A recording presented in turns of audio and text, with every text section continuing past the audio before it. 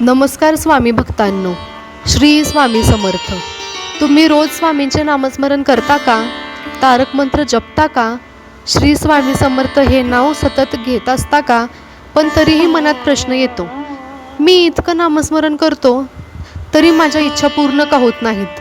माझ्या अडचणी कमी का होत नाहीत? जर तुमच्याही मनात असा प्रश्न येत असेल तर हा व्हिडिओ शेवटपर्यंत नक्की पहा, कारण आज आपण जाणून घेणार आहोत अशी एक मोठी चूक जी अनेक भक्त नकळत करतात आणि त्यामुळे नामस्मरणाचे पूर्ण फळ मिळत नाही.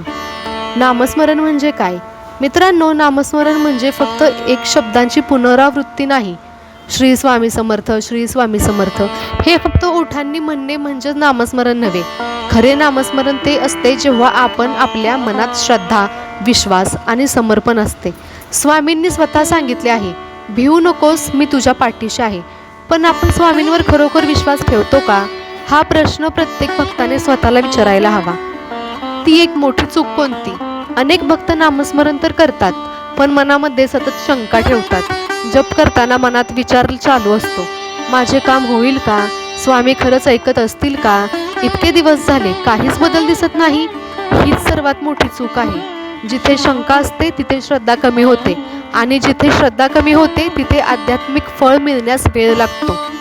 एक छोटं उदाहरण, समजा तुम्ही एखाद्या डॉक्टरकडे गेलात. डॉक्टरांनी औषध दिलं, पण तुम्ही मनातच ठरवलं की हे औषध काही उपयोगाचं नाही, तर तुम्ही ते औषध नियमित घ्याल का? नाही. आणि घेतलं तरी विश्वास नसल्यामुळे मन सतत नकारात्मक राहील. अगदी तसंच नामस्मरणाचं आहे. स्वामींचं नाव घेताना जर मनात शंका असेल तर त्याची शक्ती पूर्णपणे अनुभवता येत नाही. नामस्मरण कसे करावे? पहिली गोष्ट, घाई करू नका. काही लोक 2-4 दिवस जप करतात आणि लगेच परिणाम अपेक्षित करतात, पण स्वामींची कृपा ही योग्य वेळी आणि योग्य प्रकारे मिळते.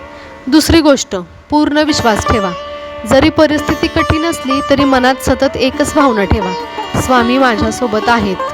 तिसरी गोष्ट, नामस्मरण करताना मन शांत ठेवा. मोबाईल, टीव्ही किंवा इतर गोष्टींमध्ये लक्ष न देता काही मिनिटे पूर्णपणे स्वामींच्या चरणी मन अर्पण करा. अनेक भक्तांची चूक, काही भक्त नामस्मरण करतात पण त्याच वेळी राग, मत्सर, नकारात्मक विचार आणि इतरांचा द्वेष मनात ठेवतात. मित्रांनो, स्वामींचे नाव घेताना मनही शुद्ध असणे महत्त्वाचे आहे. आपण परिपूर्ण नसतो, पण प्रयत्न नक्की करू शकतो. इतरांचे वाईट न चित्तता स्वतःच्या सुधारण्यावर लक्ष दिले पाहिजे. स्वामींवर विश्वास ठेवा. लक्षात ठेवा, कधी कधी स्वामी आपल्याला हवे ते लगेच देत नाहीत, कारण त्यांना आपल्या जीवनासाठी अधिक चांगले काय आहे हे माहिती असते. आपण फक्त प्रयत्न करायचे, नामस्मरण करत राहायचे आणि बाकी सर्व स्वामींवर सोडून द्यायचे. जेव्हा मनापासून समर्पण होते तेव्हा स्वामींची कृपा आपोआप अनुभवायला मिळते. निष्कर्ष, तर भक्तांनो, जर तुम्ही नामस्मरण करूनही फळ मिळत नाही असे वाटत असेल तर एकदा स्वतःला विचारा, मी नामस्मरण श्रद्धेने करतोय की फक्त सवयीने?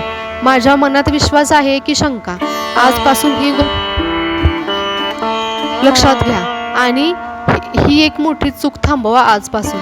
नामस्मरण करताना स्वामींवर पूर्ण विश्वास ठेवा आणि लक्षात ठेवा, श्री स्वामी समर्थ हे केवळ नाव नाही तर भक्तांच्या जीवनाला दिशा देणारी शक्ती आहे. जर तुम्ही खरे स्वामी भक्त असाल तर कमेंटमध्ये नक्की लिहा, श्री स्वामी समर्थ.